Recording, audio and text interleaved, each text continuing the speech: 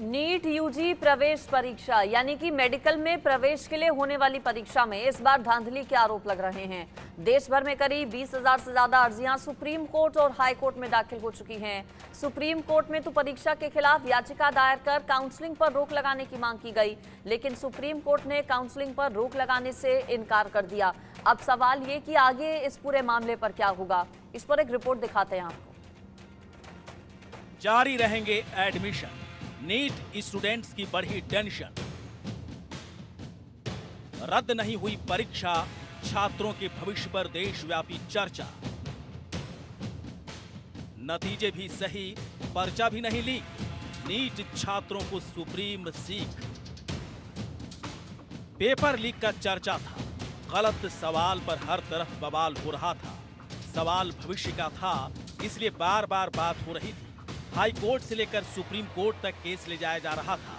नतीजों में धांधली की बात हो रही थी। सवाल तरह तरह के उठ रहे थे और हर आंख सुप्रीम कोर्ट पर टिकी थी, इस उम्मीद में कि सुप्रीम कोर्ट से कोई सुलझा हुआ फैसला आएगा। लाखों छात्रों के भविष्य का सवाल है, इसलिए शायद परीक्षा को ही रद्द कर दिया जाएगा। नीट में नहीं कोई धांधली, परीक्षा की कोई जांच नहीं होगी। नीट परीक्षा के नतीजे आने के बाद अब काउंसलिंग पर रोक नहीं लगेगी। सुप्रीम कोर्ट ने काउंसलिंग पर रोक लगाने से इनकार कर दिया है। कोर्ट ने नेशनल टेस्टिंग एजेंसी से कहा है कि नीट यूजी की विश्वसनीयता प्रभावित हुई है, हमें इसका जवाब चाहिए और जवाब देने के लिए एनटीए को 8 जुलाई तक का वक्त दिया गया है। ये जो मुद्दा है ये एग्ज़ाम रिजल्ट के पहले से ही लिस्टेड था 1 जून से, यानी ये जो मुद्दा था इसमें एग्ज़ाम रिजल्ट के अराउंड, ग्रेस मार्क्स के अराउंड कोई बातें नहीं थी। ये एग्ज़ाम रिजल्ट से पहले था और इसमें यही बात हुई थी कि पेपर लीक हुआ है और पेपर लीक के अराउंड सारी बातें थी। हम लोग का जो मुद्दा है वो पेपर लीक, ग्रेस नंबर सभी के अराउंड है। देखिए अब एक चीज़ आज एक पॉजिटिव होप भी दिखी है एक जगह कि उन्होंने सिर्फ पेपर लीक का ही मुद्दा देखा है एग्ज़ाम रिजल्ट से पहले का, और उन्होंने बोल दिया sanctity of exam is compromised. अभी सिर्फ पेपर लीक, अभी जो पूरा जो मुद्दा निकलेगा ग्रेस नंबर का, ट्रांसपेरेंसी का, सेंटर्स के ऊपर ग्रेस नंबर बटे हैं और बहुत से सेंटर्स पे लेट हुआ है, उनको ग्रेस नंबर नहीं मिले हैं। 2018 का जजमेंट यूज़ किया ऑनरेबल सुप्रीम कोर्ट का, ऑनलाइन एग्जाम का, ऑफलाइन, तो अभी ये सारा मुद्दा बचा हुआ है। अभी सिर्फ पेपर लीक देके उन्होंने कहा yes we feel sanctity of exam is compromise and they have asked reply from NTA, इतने पे ही। किसी तरह की गड़बड़ी नहीं दिखी, दाखिले की डेट नहीं बदली।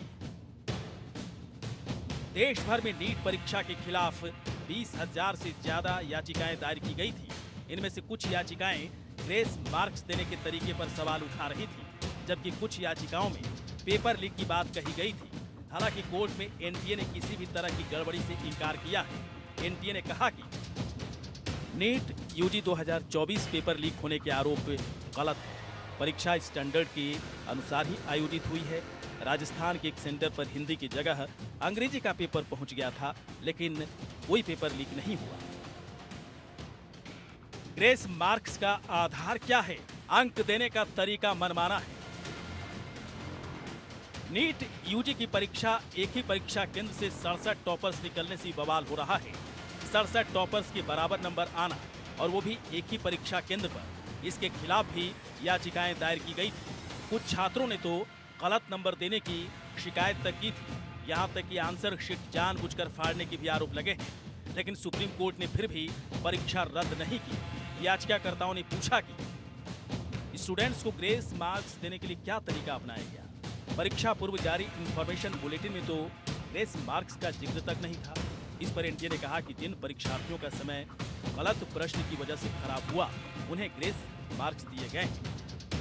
4 जून को रिजल्ट आना था। पहले तो कोई प्रायर नोटिस नहीं दी गई थी, लेकिन जब हमने रिजल्ट खोला तो मेरा रिजल्ट नॉट जनरेटेड दिखा रहा था। तो मुझे लगा कि 23 लाख स्टूडेंट्स हैं, हो सकता है ट्रैफिकिंग हो, इसलिए रिजल्ट नहीं आ रहा है।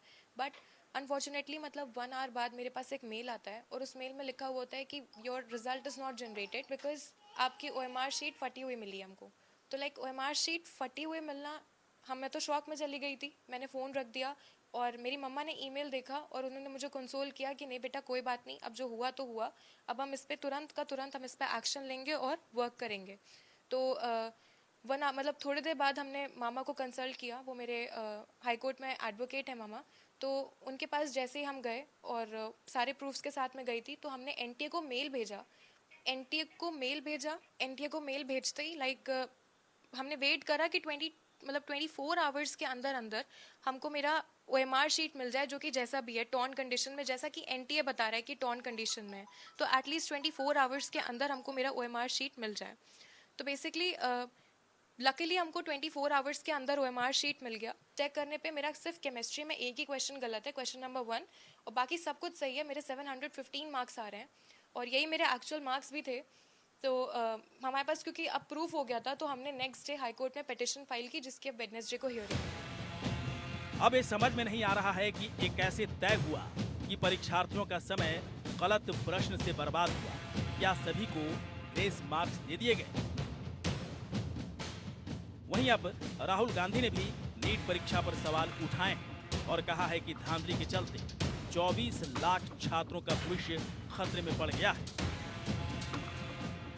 नीट परीक्षा में कई छात्रों का आरोप है कि आंसर की से उत्तर मिलान करने पर नंबर 600 से ज्यादा आ रहे थे, जबकि रिजल्ट में 400 से भी कम अंक दिए गए हैं। कुछ छात्रों का आरोप है कि 12वीं की बोर्ड परीक्षा में फेल होने वालों को भी 700 से ज्यादा अंक दिए गए हैं, जो कि मजाक सरीखा है। लेकिन कुछ भी हो, फिलहाल मामला 8 जुलाई तक के लिए टल गया है और पीछे कई सवाल छोड़ गया है।